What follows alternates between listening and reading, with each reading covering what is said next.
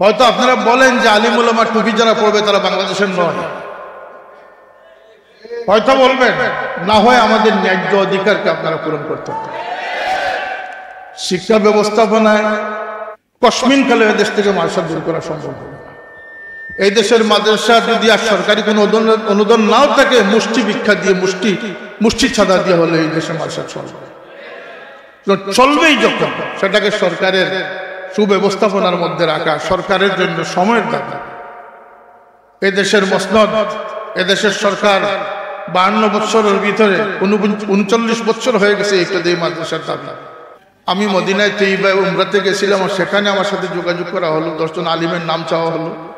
আমি 10 জন আলিমের নাম দিলাম, কিন্তু আজ পর্যন্ত কোনো কারিকুলাম তৈরির কমিটিতে কোনো আলিম উলামাকে স্থান দেওয়া হয়নি। 2টি বই মাত্র বাতিল করা হয়েছে। কারিকুলাম কমিটিতে আলিম উলামাদের অন্তর্ভুক্তির প্রয়োজন আছে না? এবং আমার দাবি শুধু মাদ্রাসার ক্ষেত্রে নয়, এদেশের বাকি মুসলমান স্কুল পড়ুয়া, কলেজ পড়ুয়া ছাত্রদের জন্য আলিম উলামাদের সমন্বয় কমিটি হওয়া প্রয়োজন। আমি 6 ঘন্টা ঢাকায় এসে মিটিং করে গেছি। মিটিংয়ের সারসংক্ষেপ হচ্ছে যে এদেশের মাদ্রাসাগুলো ইসলামী শিক্ষাকে জাগ্রত না করলে দেশে ইসলামী পুনর্জাগরণ সম্ভব নয়। তাই বাংলাদেশের প্রত্যন্ত অঞ্চলে প্রতিটি জেলা ভিত্তিক আমরা মোটিভেশনাল প্রোগ্রাম করার প্রয়োজন। শিক্ষকদেরকে আমরা ট্রেনিংয়ের আওতায় আনা প্রয়োজন। এই ট্রেনিং আমাদেরকে অন্য কেউ দিবে না। এই ট্রেনিং আমাদেরকেই আমরা নিজে গ্রহণ করতে হবে। এই দেশকে নিজে বাঁচতে হলে, ইমান বাঁচাতে হলে আমাদের সচেতন সজাগ হওয়ার কোনো বিকল্প নেই। আপনারা যে 500 টাকার কথা বলতেছেন, বিজয় সরণিতে আমার বাবা আশা সাহেবের কাঁধে হাত রেখে বলেছিলেন যে আপনি এখন ঘোষণা দেন 500 টাকা করে দিবেন, তখন তিনি ঘোষণা দিয়েছিলেন। এই ইতিহাসের সাক্ষী অনেক আছে। সেই সময় যদি আমার বাবার সেই অনুরোধে সরকার আপনাদের জন্য 500 টাকা বরাদ্দ করতে পারে, ইনশাল্লাহ আগামী দিনে আপনাদের সেই দাবি পূরণ করব। ইসলামী শিক্ষা উন্নয়ন বাংলাদেশ কর্তৃক আয়োজিত স্বতন্ত্র ইবতেদায়ী মাদ্রাসা সমূহকে জাতীয়করণের দাবিতে এবং আরও বিভিন্ন বিষয়ের দাবি নিয়ে আজকের এই জাতীয় সেমিনারের সুপ্রিয় সম্মানিত সভাপতি, ইসলামী চিন্তাবিদ এবং বিশিষ্ট ইসলামী গবেষক অধ্যক্ষ মাওলানা ডক্টর A.K.M. মাহবুবুর রহমান সাহেব, আজকের সঞ্চালক পরিচালক উপাধ্যক্ষ আব্দুর রহমান সাহেব এবং আজকের সবার মোহতরম অতিথি মুশরিকুল্লাহ দরবার শরীফ পীর সাহেব, ইসলামী শিক্ষাবিদগণ, বিভিন্ন প্রতিষ্ঠানের প্রধানগণ, ইসলামী চিন্তাবিদগণ, সাংবাদিক বন্ধুগণ এবং আজকে অত্যন্ত বঞ্চিত ব্যথিত মন নিয়ে স্বতন্ত্র ইবতেদায়ী মাদ্রাসাগুলোতে যুগ যুগ ধরে যারা শিক্ষকতায় নিয়োজিত আছেন অথচ তাদের দাবি থেকে বঞ্চিত রয়েছে, সকলকে আজকে আন্তরিক মোবারকবাদ জানাচ্ছি এবং আপনাদের ব্যথায় আমরা ব্যথিত, আপনাদের সাথে আমরা সহমর্মিতা প্রকাশ করি। আপনাদের এই বঞ্চিত হওয়াটা আমাদেরকে কষ্ট দেয়। আল্লাহ পাক যেন আপনাদের সাথে আজকে যেমন আছি আগামীতেও আমরা থাকতে পারি, আল্লাহ সেই তৌফিক যেন আমাদেরকে দান করেন। কথা অনেক বলা হয়েছে, যৌক্তিকতা, আলোচনা, পর্যালোচনা, আমাদের মূল প্রবন্ধ, এগুলো আমরা শুনে ফেলেছি, অতিথিদের বক্তব্য আমরা শুনেছি। আমাদের দাবি যে ন্যায্য দাবি, অধিকার, তাতে কোনো সন্দেহ নাই, আমরা সকলে এই বিষয়ে একমত। আমিও খুব লম্বা কথা বলবো না, এই জন্য যে ইনশাল্লাহ 10-15 দিনের ভিতরে একটি বাস্তবমুখী পদক্ষেপ আল্লাহ তৌফিক দিলে আমরা গ্রহণ করতে যাচ্ছি। লম্বা চোড়া বক্তব্য দিয়ে, যেহেতু এটা কোনো রাজনৈতিক ইস্যু নয়, এটি একটি ইমানি দায়িত্ববোধ নিয়ে নাগরিক অধিকার। এবং আমরা জানি যে আল্লাহ পাক আদম আলাইহিস সালামকে যখন রূহ ফুঁকেছিলেন তখন থেকে শিক্ষা চালু হয়েছিল। শিক্ষার ইতিহাস অত্যন্ত সুদূর প্রসারী এবং সেই শিক্ষাটা ছিল ধর্মীয় শিক্ষা। ওয়াল্লামা আদম আল আসমা কুল্লাহা সুম্মা আরাদাহুম আলাল মালায়েকা। এই যে ফিরিস্তা এবং আদম আলাইহিস সালামের মধ্যে যে প্রতিযোগিতা হয়েছিল, সেই প্রতিযোগিতায় আদম বিজয়ী হয়েছিলেন ইলিমের দ্বারা। সুতরাং ইলিমকে বেঁধে রেখে কোনো জাতির উন্নয়ন করা সম্ভব নয়।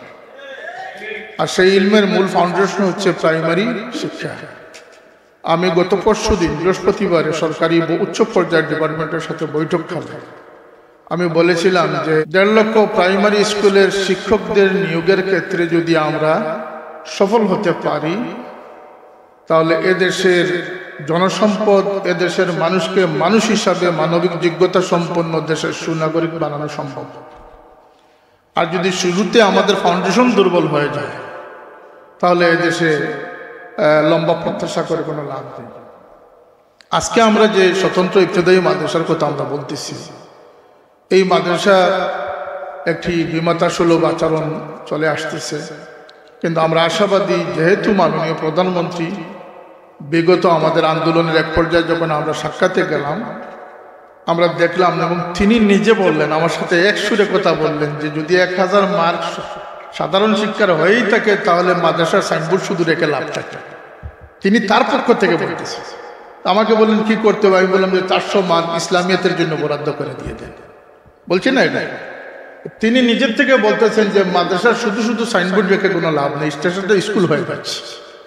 এতে বোঝা গেল যে তার নলেজে অনেক জিনিস সে পর্যন্ত তিনি পর্যন্ত গিয়ে পৌঁছায় না। তাকে বলা হচ্ছে যে এটা সংস্কৃতি মনা হবে, সংস্কৃতি প্রগতিশীল হবে, এই ধরনের কিছু স্লোগান তাকে শোনানো হয়। সুতরাং শিক্ষা ক্ষেত্রে যে আমাদের যে আগ্রাসন আমাদের উপরে রয়েছে সেই আগ্রাসন থেকে আমাদেরকে মুক্ত হতে হবে। মুক্ত হওয়ার জন্য আমাদের প্রয়োজন আন্দোলন করার, আমরা আন্দোলন করতে পিছপা হবো না ইনশাআল্লাহ। এদেশে যে এই যে দাবি যেগুলো মাসা শিক্ষাকে যে বৈষম্যতার শিকার, আমরা আশাবাদী এই জন্য যে বিগত শিক্ষামন্ত্রীর সময়ে মাসা শিক্ষা এবং স্কুল শিক্ষার মধ্যে বেতন বৈষম্য ছিল আকাশ পাতাল, সেটাকে সমান অধিকার প্রতিষ্ঠিত করে দিয়েছেন এই সরকার। এই সরকার মাসা উন্নয়নের জন্য, অবকাঠামোগত উন্নয়নের জন্য মডেল মাদ্রাসা তৈরি করে, মডেল মসজিদ তৈরি করে এই সরকার ইসলামের জন্য অনেক কাজ করেছে। সুতরাং এই মাননীয় প্রধানমন্ত্রী পারেন যে এই 4500 কতটি ইবতেদায়ী মাদ্রাসাকে সরকারিকরণ করে এই 22,000 শিক্ষকের মুখে হাসি ফুটানো মাননীয় প্রধানমন্ত্রীর পক্ষেই সম্ভব করেছে। আমাদের ধৈর্য ধারণ করতে হবে, একদিকে দোয়া করতে হবে, আর আমাদের সঠিক জায়গা মতো সঠিক তদবির প্রয়োগ করতে হবে। ইনশাল্লাহ সেই দায়িত্ব আমরা পালন করে যাচ্ছি। আপনাদের সেই দাবি পূরণ হবে। বেতনের ক্ষেত্রে আপনারা শুধু সাফল্য অর্জন করলেই কিন্তু আমাদের প্রত্যাশা পূরণ হবে না। এই প্রত্যেকটি ইবতেদায়ী মাদ্রাসা, দাখিল আলিম মাদ্রাসাগুলো যারা জমি ক্রয় করেছেন, যারা সাহায্য চাঁদা কালেকশন করেছেন, তারা আল্লাহর ওলির আছেন। তারা শুধু আপনাদের বেতনের ব্যবস্থাই করে যান নাই, তারা এদেশের বুনিয়াদী শিক্ষার ব্যবস্থা করে গেছে। একদিকে সরকার থেকে আপনাদের ন্যায্য অধিকারের জন্য যা যা করার প্রয়োজন আপনাদের সাথে আমরাও আছি।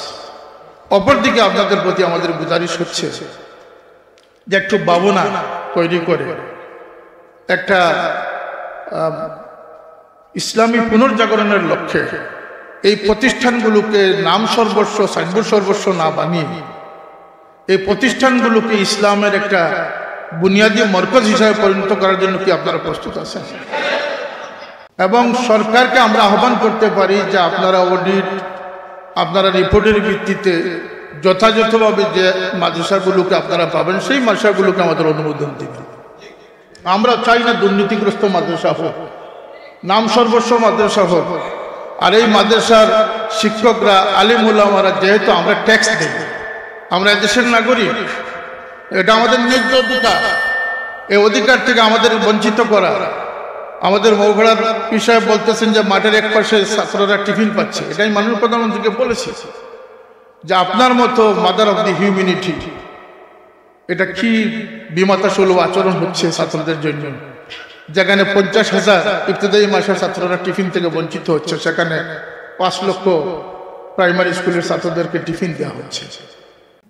হয়তো আপনারা বলেন যে আলিম উলামা টুপি যারা পড়বে তারা বাংলাদেশের নয়, হয়তো বলবেন না হয় আমাদের ন্যায্য অধিকারকে আপনারা পূরণ করতে হবে। শিক্ষা ব্যবস্থাপনায় যে রোগ এসেছে, ক্যান্সার আক্রান্ত হয়েছে, সেটি দূর হবে ইনশাল্লাহ। সময়ের ব্যাপার, সময়ের ব্যাপার। এই তবলা ডোল চাপিয়ে দিয়ে আর ইবতদায়ী মাদ্রাসাগুলোকে প্রাইমারি স্কুল বানিয়ে এদেশ থেকে ইসলামকে মুছা যাবে না। সুতরাং বুদ্ধির কথা হচ্ছে, ইসলাম যেহেতু থাকবে, সুতরাং ইসলামী এই জনশক্তিকে আরো শক্তিমান হতে সরকার যেন এগিয়ে আসেন, সেই উদাত্ত আহ্বান আমরা জানাচ্ছি। কসমিন কালে এদেশ থেকে মাদ্রাসা দূর করা সম্ভব হবে না। এই দেশের মাদ্রাসা যদি আর সরকারি কোনো অনুদান নাও থাকে, মুষ্টি ভিক্ষা দিয়ে, মুষ্টি ছাদা দিয়ে হলে এই দেশের মাদ্রাসা চলবে। চলবেই যখন, সেটাকে সরকারের সুব্যবস্থাপনার মধ্যে রাখা সরকারের জন্য সময়ের দাবি। এদেশের মসনদ, এদেশের সরকার 52 বছরের ভিতরে 39 বছর হয়ে গেছে ইবতদায়ী মাদ্রাসার দাবি। আপনারা যে 500 টাকার কথা বলতেছেন, বিজয় সরণিতে আমার বাবা আশা সাহেবের কাঁধে হাত রেখে বলেছিলেন যে আপনি এখন ঘোষণা দেন 500 টাকা করে দিবেন, তখন তিনি ঘোষণা দিয়েছিলেন। এই ইতিহাসের সাক্ষী অনেক আছে। সেই সময় যদি আমার বাবা সেই অনুরোধে সরকার আপনাদের জন্য 500 টাকা বরাদ্দ করতে পারে, ইনশাল্লাহ আগামী দিনে আপনাদের সেই দাবি পূরণ করবে। অতএব আমাদের শালীনতার ভিতর দিয়ে আমাদের প্রস্তুতি নিতে হবে। সেই প্রস্তুতির জন্য আমি অনুরোধ জানাচ্ছি। দেশ দুনিয়ার অবস্থা ভালো নেই। সারা দুনিয়ায় আজকে বাংলাদেশের মতো দেশ হালাল খাদ্যের ক্ষেত্রে সবচেয়ে অনিরাপদ দেশ। জানি না আপনাদের সেই ফিকির আছে কিনা। আমি কিন্তু শুধু মাদ্রাসার ফিকির করি না।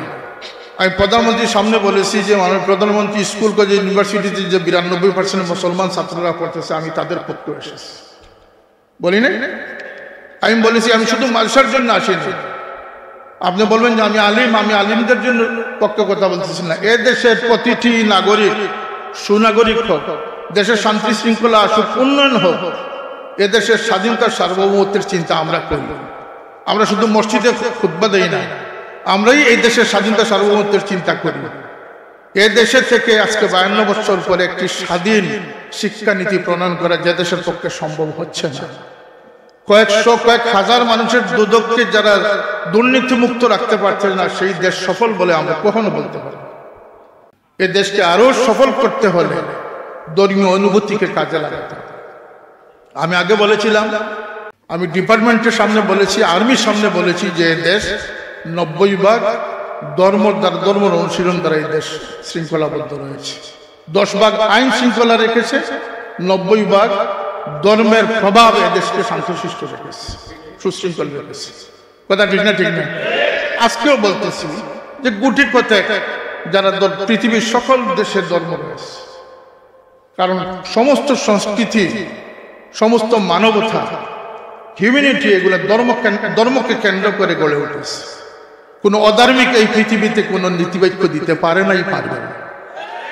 এটি হচ্ছে চূড়ান্ত কথা। পৃথিবীতে যত নীতি নৈতিকতা সবই ধর্ম থেকে এসেছে।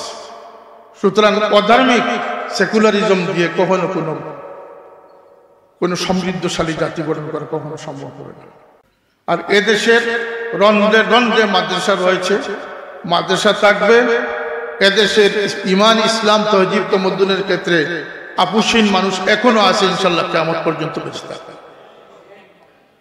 জেনারেশন বাই জেনারেশন আমাদের সেইভাবে শিক্ষা দিতে হবে। আমরা অন্যায়ের সাথে আপোষ করে নিলে আমাদের ইমানি দায়িত্ব আঞ্জাম হবে না। তাই আপনাদেরকে আমি বলি যে ইসলামের জন্য ফিকির করেন। একটা মাদ্রাসাকে কেন্দ্র করে কেন বেতন পাবেন শুধু? এই মাদ্রাসায় কোমলমতি যারা আসতেছে তাদের মধ্যে আল্লাহর মনোনীত দিনকে তাদের মাথায় পৌঁছে দিতে হবে। তাদেরকে ইমানি জিন্দেগি শিক্ষা দিতে হবে। যদি দিতে পারেন দেশের জন্য মঙ্গল হবে, ইসলামের জন্য মঙ্গল। সেই জজবাত আপনাদের মধ্যে আসতে হবে। এই দেশের বাচ্চারা হারাম খাচ্ছে, একদিকে সুদ ঘুষের টাকার হারাম খাচ্ছে, অন্যদিকে বাজারের প্রোডাকশন, যে সমস্ত দ্রব্যগুলো রয়েছে। ইংল্যান্ডে যান, একটা প্রাইমারি স্কুলকে আপনি যা ইচ্ছা তা ক্রয় করাতে পারবেন না। তার জানা আছে তার কোড নম্বর কত, হারাম হালাল কোনটাতে আছে না আছে সে সচেতন। আমাদের দেশে তো খোলা বাজারে আমার সন্তানরা, আপনার সন্তানরা দোকানে গিয়ে সব কিছু কিনতে, এই প্রোডাক্টের ইনগ্রিডিয়েন্টসের মধ্যে লিখিত আছে যে সে সুইজারল্যান্ড থেকে বলে দিছে যে এটা হারাম, কিন্তু আমরা হারামের প্রতি সচেতন নয়। নুডলস খাচ্ছি হারাম, ক্যান্ডি খাচ্ছি হারাম, চকলেট খাচ্ছি হারাম, বিস্কুট খাচ্ছি হারাম। আমরা কি বিবেচনা করি যেটা হালাল না হারাম? সুতরাং আমরা এই পৃথিবীর শ্রেষ্ঠ জাতি হিসাবে, আল্লাহর দিনের অন্তর্ভুক্ত হিসাবে আমরা আজকে সবচেয়ে মজলুম জাতি। আল কুফরু মিল্লাতুন ওয়াহিদা, তারা সকলে এক্ষেত্রে এক, যে আমাদের ইসলামকে যেন তারা কুণ্ঠাসা করে রাখতে পারে। এই জন্য এদেশে ইসলামী পুনর্জাগরণ প্রয়োজন। আমি 6 ঘন্টা ঢাকায় এসে মিটিং করে গেছি। মিটিংয়ের সারসংক্ষেপ হচ্ছে যে এদেশের মাদ্রাসাগুলো ইসলামী শিক্ষাকে জাগ্রত না করলে দেশে ইসলামী পুনর্জাগরণ সম্ভব নয়। তাই বাংলাদেশের প্রত্যন্ত অঞ্চলে প্রতিটি জেলা ভিত্তিক আমরা মোটিভেশনাল প্রোগ্রাম করার প্রয়োজন। শিক্ষকদেরকে আমরা ট্রেনিংয়ের আওতায় আনা প্রয়োজন। এই ট্রেনিং আমাদেরকে অন্য কেউ দিবে না। এই ট্রেনিং আমাদেরকেই নিজেরা আমরা নিজে গ্রহণ করতে হবে। এ দেশকে নিজে বাঁচতে হলে, ইমান বাঁচাতে হলে আমাদের সচেতন সজাগ হওয়ার কোনো বিকল্প নেই। তা আপনাদের দাবি পূরণের জন্য আমাদের সাধ্যানুযায়ী যা করার আমরা করব। যেহেতু মাননীয় প্রধানমন্ত্রী তিনি স্বাক্ষর করে দিয়েছেন, আমি বুঝি না যে এই দেশের চেইন অফ কমান্ড কোথায় গেছে। মাননীয় প্রধানমন্ত্রী যেখানে স্বাক্ষর করে দিলেন, তার স্বাক্ষর করার কারণে কয়েকটি মাদ্রাসা এমপিভুক্ত হয়ে গেল, কারিগরি প্রতিষ্ঠান এমপিভুক্ত হয়ে গেল, কিন্তু ইবতিদায়ী মাদ্রাসাগুলো এমপিভুক্ত হয় না। কারণ কি? আপনারা মনে করতেছেন যে এমপিভুক্ত বন্ধ রাখলে মুসলমান প্রোডাকশন বন্ধ হয়ে যাবে। এটা আপনাদের ভুল সিদ্ধান্ত, ভুল চিন্তা। এদেশে ইসলাম আছে, থাকবে, ইসলামকে সরানোর ক্ষমতা কাউকে নেই। কোন দেশ এদেশ থেকে ইসলামী অনুশাসন দূর করতে পারবে না। ইসলাম আছে, থাকবে। সুতরাং এটা একটা আশ্চর্যজনক বিষয় যে মাননীয় প্রধানমন্ত্রী স্বাক্ষর করে দিয়েছেন, তিনি সম্মতি দিয়ে দিয়েছেন, কিন্তু ইবতিদায়ী মাদ্রাসাগুলো বঞ্চিত হয়ে গেল। এটা অত্যন্ত দুঃখজনক। এভাবে আরো কিছু বিষয় রয়েছে, যেমন আমাদের বৈঠকের পরে তিনি বলেছিলেন যে 600 মার্ক সাধারণ সাবজেক্টে রেখে বাকি মার্কগুলো ইসলামিয়াতের জন্য হয়ে যাবে, সেটাও হয় না। আমি মদিনায় তৈবা উমরাতে গেছিলাম, সেখানে আমার সাথে যোগাযোগ করা হলো, 10 জন আলিমের নাম চাওয়া হলো। আমি 10 জন আলিমের নাম দিলাম, কিন্তু আজ পর্যন্ত কোনো কারিকুলাম তৈরির কমিটিতে কোনো আলিম ওলামাকে স্থান দেওয়া হয়নি। 2টি বই মাত্র বাতিল করা হয়েছে। কারিকুলাম কমিটিতে আলিম ওলামাদের অন্তর্ভুক্তির প্রয়োজন আছে না? এবং আমার দাবি শুধু মাদ্রাসার ক্ষেত্রে নয়, এদেশের বাকি মুসলমান স্কুল পড়ুয়া, কলেজ পড়ুয়া ছাত্রদের জন্য আলিম ওলামাদের সমন্বয় কমিটি হওয়া প্রয়োজন, কিন্তু সেটা হচ্ছে না। এইভাবে অনেক দাবি আমাদের রয়ে যাচ্ছে, কিন্তু আমরা জানি না কেন এই সমস্ত হয়। ইনশাল্লাহ আপনারা দোয়া করবেন যাতে এই দাবিগুলো আমরা আদায় করতে পারি, আমরা যেন সঠিক জায়গায় সঠিকভাবে এই জিনিসটি উপস্থাপন করতে পারি, আর সেই অনুযায়ী আমরা এই বঞ্চিত স্বতন্ত্র ইবতিদায়ী মাদ্রাসার বিষয়টি আরো বঞ্চিত মানুষ রয়েছে। আমার সাথে দেখা করেছেন যে সরকারি কলেজ ইমাম মুয়াজ্জিন পরিষদ, মাত্র 300টা মসজিদ রয়েছে সরকারি কলেজগুলিতে, 500 জন জনবল রয়েছে ইমাম মুয়াজ্জিন মিলে। তাদেরকে একটা দফতরির বেতনের কোনো সুযোগ দেওয়া হচ্ছে না। আজকের দাবির মধ্যে আরেকটি দাবি হচ্ছে যে তাদেরকেও সরকারি বেতনের অন্তর্ভুক্ত করতে হবে। এই সব নোট নিয়ে ইনশাল্লাহ কথা হবে। আপনাদেরকে আগেও আমি আশ্বস্ত করেছি, আপনাদের কেন্দ্রীয় নেতৃবৃন্দ আমার সাথে দেখা করেছেন। ইনশাল্লাহ যদি আমরা এই আন্দোলন থামবে না, এই আন্দোলন থামবে না, এই আন্দোলন চলতে থাকবে, এটা ন্যায্য দাবি। এদেশের ইবতিদায়ী মাদ্রাসাকে রক্ষা করতে না পারলে ইসলামী বুনিয়াদ রক্ষা হবে না, কিন্তু আপনাদেরকে ইসলামের বুনিয়াদের কারিগর বলতে হবে, এই প্রত্যাশা আপনাদের কাছে।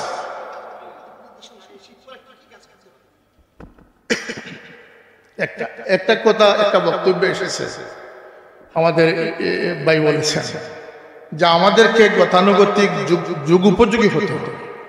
সরকার যখন দেখবে যে ইবতিদায়ী মাদ্রাসাগুলো কোনো আবর্জনা স্তূপ নয়, এখানে জনসম্পদ তৈরি হচ্ছে, সরকার আরো বেশি সুযোগ সুবিধা নিয়ে আসবে। আপনাদেরকে দুটি কাজ একসাথে করতে হবে। শুধু যদি ইসলামের চিন্তা করেন তাও ভুল হবে, কারণ দেশ বাঁচলে আমরা ইসলাম নিয়ে বাঁচতে পারবো। কথাটা সত্য না সত্য নয়?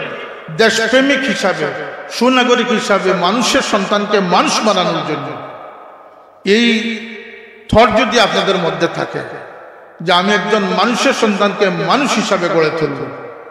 আমরা প্রাইমারি স্কুলে যখন পড়তাম, ক্লাস ছুটি হওয়ার পরে বাজারে যেত, আমরা বই পেতাম, খেলার মাঠেও আমরা বই করতাম যে আমাদের প্রাইমারি কোনো শিক্ষক দেখছেন কিনা, কারণ তিনি পরের দিন এসে আমাদেরকে প্রশ্নের সম্মুখীন করতেন, আমাদের শাসনের সম্মুখীন করতেন যে তোমার এই আচরণটা আমি দেখেছি, সেটা ভালো হয় না। কথাটা বলেন সত্য না সত্য না? সেই দায়িত্ববোধ তাদের ছিল। আপনাদেরকে দায়িত্বশীল হতে, আপনাদেরকে শুধু শুধু বেতন নির্ভর হলে চলবে না। বেতনটা আপনার একটা সাহায্য, কিন্তু আপনাকে মূল দায়িত্ব আদায় করতে হবে। সেই দায়িত্বটি হচ্ছে যে আপনি মানুষ করতে হবে, দিন প্রতিষ্ঠিত করতে হবে। আজকে লজ্জা পেতে হয়, মাদ্রাসায় পড়ে নামাজ পড়ে না, মাদ্রাসায় পড়েও দুর্নীতিগ্রস্ত। তো সেই জায়গা থেকে আমাদের বের হতে হলে সর্বাগ্রে শিক্ষকদেরকে সচেতন হতে হবে। শিক্ষকরা না জাগলে ছাত্রদেরকে জাগানো সম্ভব হবে। এই দৃষ্টিকোণ থেকে আপনারা আপনাদের দায়িত্ব পালন করুন। ইনশাল্লাহ আপনাদের জন্য যে চিৎকার করার প্রয়োজন, আমাদের পক্ষে যা যা সম্ভব ইনশাল্লাহ আমরা করতেছি। আপনারা একা নয়, এবং আপনারা বেতনের চিন্তায় আন্দোলন করতেছেন, আমরা দিন রক্ষার চিন্তায় আন্দোলন করতেছি। এই বিষয়ে বলা হয়েছে যে এখানে উপবৃত্তি দেওয়া হচ্ছে না, আবার টিফিন দেওয়া হচ্ছে না, মঞ্জুরিও বন্ধ। এই সবগুলো আমাদের আলোচনায় আসবে ইনশাল্লাহ। আজকের এই সভায় এতটুকু আমরা আশ্বস্ত করি যে ইনশাল্লাহ আপনাদের দাবি বাস্তবায়নের জন্য আপনাদের সাথে আমরা মাঠে আসি, আপনাদের সাথে আসি এবং থাকবো। কারণ আপনাদের এই দাবিটা ন্যায্য, আপনাদের পাওনা, আপনাদের হক এটা। আর এই দাবি আদায়ের মধ্য দিয়ে শুধু আপনাদের বেতনের ব্যবস্থা হবে সেই চিন্তা আপনারা করবেন না, আপনারা মানুষ গড়ার চিন্তা করবেন, দিন ইসলাম প্রতিষ্ঠার চিন্তা করবেন। ইসলামী তহজিব তমদ্দুন নষ্ট হয়ে গেছে, আদব নষ্ট হয়ে গেছে, আখলাক নষ্ট হয়ে গেছে। টাইটেল পাস একজন ছাত্রকে যদি জিজ্ঞেস করেন যে কবর কিভাবে হবে, হাসরের দিন কি হবে, বলতে পারে সে ওই দিকে নাই। ফেসবুক নির্ভরতা যত বেশি, ফেসবুক যারা ব্যবহার থেকে বিরত থাকার কথা তারাই সবচেয়ে বেশি ফেসবুক ব্যবহার করে। সুতরাং এই ইউরোপ আমেরিকাতে গেলে মানুষ ফেসবুকের ব্যবহার খুব কম পাওয়া যায়। এমনকি যিনি ফেসবুক আবিষ্কার করেছেন তার সন্তানরা ফেসবুক থেকে মুক্ত। কিন্তু আমরা ফেসবুক দিয়ে তাদেরকে crore crore million trillion dollar দিচ্ছি।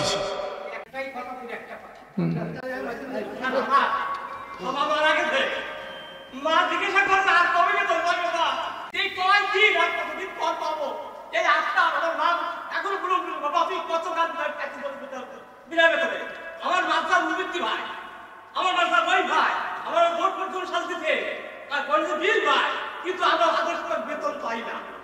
তাই এই বেতনটা কতদিন? যাই হোক, আমরা অত্যন্ত জোরালোভাবে আজকের এই গুরুত্বপূর্ণ সভা, যে সভাটি ইসলামী শিক্ষা উন্নয়ন বাংলাদেশ আহ্বান করেছেন, তাদেরকে আমরা ধন্যবাদ জানাই। আমরা আমাদের শিক্ষা ব্যবস্থা কারিকুলাম তৈরিতে স্বতন্ত্র ইবতেদায়ী মাদ্রাসার মঞ্জুরির ক্ষেত্রে আমরা সরকারের কাছে আমাদের ন্যায্য দাবি পেশ করলাম। আমরা আশাবাদী সরকার আমাদের এই দাবিকে যথাযথভাবে বিবেচনায় নিয়ে পূরণ করবেন। আর যদি সরকারের মধ্যে প্রধানমন্ত্রীর আড়ালে যদি কিছু করার চেষ্টা করা হয় বা কোনো বিদেশি শক্তির চাপে পড়ে দিয়ে আমাদের উপরে এই কড়ক চালানো হয়, তাহলে মনে রাখবেন যে বিদেশ আপনাদেরকে বাঁচাতে পারবে না, এই দেশের মানুষ আপনাদের জন্য আপনাদেরকে বাঁচাতে পারে, বিদেশ আপনাদেরকে বাঁচাতে পারবে না। এদেশের জনগণ, এদেশের শিক্ষকবৃন্দ অতি সম্মানী পেশায় নিয়োজিত। তাদেরকে তাদের পেটে লাঠি দিয়ে কোনো উন্নয়নের দাবি করলে সেটা একটা ভুল দাবি ছাড়া কিছু হতে পারে। শিক্ষকদের পেটে লাথি মেরে এই দাবি করার কোনো অবকাশ নেই। সুতরাং আমরা আজকে দাবি পেশ করলাম, ইনশাল্লাহ ধৈর্যের সাথে আপনারা আপনাদের ন্যায্য দাবি বলা হয়েছে আপনারা ফেসবুকে শেয়ার করবেন, আমাদের ইলেকট্রনিক্স মিডিয়া প্রিন্ট মিডিয়ার সাংবাদিক বন্ধুগণ এটা জাতির সামনে তুলে ধরবেন, সরকারের নজরে আনবেন, গোয়েন্দা সংস্থাগুলো তাদের নজরে আনবেন। এই দাবি আমরা বলে গেলাম। বাস্তবায়ন বা বাস্তব ক্ষেত্রে যা যা করার ইনশাল্লাহ আমরা করব, এবং সেটা 10-15 দিনের মধ্যেই একটা আমরা ইনশাল্লাহ বিষয় আমরা করব। আমরা সচেতন হতে হবে আমাদের পরিবার পরিজনকে নিয়ে, আমরা যাতে একটি সমৃদ্ধ সংসার, ইমানি জিন্দেগি, আমাদের গড়কে যেন ইমান দ্বারা আমরা রোশন করতে পারি, সেই চিন্তা বিবেচনার থেকে কিন্তু আমরা চলে যাচ্ছি। আমরা হারাম হালালের চিন্তা থেকে চলে যাচ্ছি। আমরা রাতকে দিন বানাচ্ছি, দিনকে রাত বানাচ্ছি। আমরা বেজাল খাদ্য খাচ্ছি। আমি প্রধানমন্ত্রীর সামনে বলেছিলাম যে আপনি ডিজিটাল বাংলাদেশে দেশ বানাতে পারবেন না, কেন বলতে আপনার খাদ্যের মধ্যে 80% বেজাল মিশ্রিত খাদ্য এখনো বাজারে মজুদ রয়েছে। তিনি হাত দিয়ে নোট করছেন আমার কথাগুলো। আপনার সমস্ত কোর্ট কাছারি আদালতে মানুষ ঘুষের হয়রানির শিকার হচ্ছে, মিথ্যা সাক্ষ্য চলতেছে। এটা উন্নত বিশ্বের দেশ কখনো হবে না, তিনি স্বীকার করেছেন। আমি সব জায়গায় এগুলো বলতেছি না। আপনাদের প্রতি আমার শেষ কথাটি হচ্ছে, শুধু ইসলাম করলে এ দেশ থেকে আপনাদের এ দেশের সাথে আপনাদের দূরত্ব বেড়ে যাবে। আমরা শুধু মুসলমান নয়, আমরা এ দেশের নাগরিক। কথা ঠিক না? ঠিক না? এ দেশের উন্নয়ন, আইন কানুন, শৃঙ্খলা, এই বাজার ঘাট সবকিছু আমাদের অনুকূলে থাকতে হবে। সেটা আমরা চাই না। এবং জাতীয় ইস্যুতে আমরা সচেতন থাকতে হবে, আমাদের ফিকির থাকতে হবে, টেনশন থাকতে হবে। আল্লাহর রহমতে ইতিমধ্যে আমরা আপনাদের পক্ষ থেকে আলিম উলামারা আমরা যে দেশের নাগরিক এবং দেশের সর্বাঙ্গীন চিন্তায় আমরা ব্যস্ত আছি, সে প্রমাণ আমরা পেশ করেছি। আর কথা দীর্ঘায়িত করছি না। ইনশাল্লাহ আপনারা আপনাদের দাবি পূরণের জন্য আপনারা আন্দোলন চালিয়ে যান। আমরা আপনাদের পক্ষে যা যা করা আমরা করে যাচ্ছি। আপনাদের আশা ইনশাল্লাহ আল্লাহ চিরই পূরণ করবেন। আর আপনাদের দায়িত্ববোধটাকে আপনারা জাগ্রত করেন, যেন কোনো মাদ্রাসা ইন্সপেকশনে গিয়ে কেউ এটাও বলতে পারে না যে এটা সাইনবোর্ড সর্বস্ব, এটা একটা বেতনের কারখানা। এজন্য অভিযোগ যেন একজন আলিমের উপরে না আসে। একজন আলিমের সবচেয়ে বড় দায়িত্ব হচ্ছে তার জাতিকে সে সম্মান তুলে দেয়। যখন হযরত ওমর রাদিয়াল্লাহু আনহুর কাছে মার্ডার কেসের আসামি আসলো, সে বলল যে আমি আজনবী, আমাকে আপনার 3 দিনের জন্য জামানত দেন। কেন বলতে আমার এক দুস্থের কিছু আমানত আমার কাছে রক্ষিত আছে, সংরক্ষিত আছে, যেটি আমি ছাড়া কোনো মানুষ জানে না। আমি 3 দিনের মধ্যে সেই আমানতকে ফেরত দিয়ে এসে আপনার কাঠগড়ায় হাজির হই।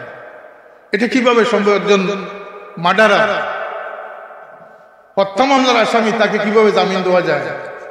ওমর রাদিয়াল্লাহু আনহু টেনশনে পড়ে গেলেন। তখন তিনি একটি তার বুদ্ধি আসলো। তিনি বললেন যে ঠিক আছে, তোমার যদি কোনো লোক জামিন হয়ে যায় তাহলে তোমাকে আমি ছেড়ে দেব। সে অপরিচিত মানুষ, কোনো জামিনদার পাওয়া সম্ভব নয়। পরক্ষণে হযরত আবু যর গিফারী রাদিয়াল্লাহু আনহু দাঁড়িয়ে বলেন, আমিরুল মুমিনিন, আমি ওর জামানত গ্রহণ করলাম, সেই লোকটিকে ছেড়ে দেওয়া হয়। আমার বক্তব্য কিচ্ছা বলা নয়।